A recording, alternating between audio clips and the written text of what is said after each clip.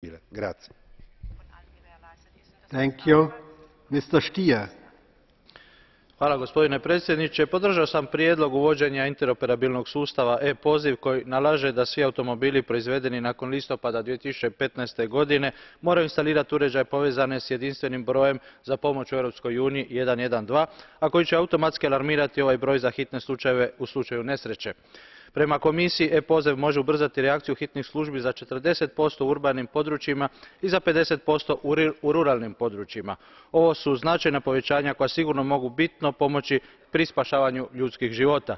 Danas je manje od 1% vozila opremljeno uslugom E-poziva i tu se radi uglavnom o luksuznim automobilima. Brzi pristup hitnoj pomoći mora biti pravo svih, a ne samo bogatih. Svake godine 28.000 ljudi pogine na europskim cestama. Cijena ovog uređaja za proizvođače 50 eura i mislim da je to mala cijena za potencijalno spašavanje ljudskog života. Hvala vam. Danke vielmals. Herr Higgins, bitte. Mr. President, eCall is a satellite-based electronic notification system that automatically sends a signal to the nearest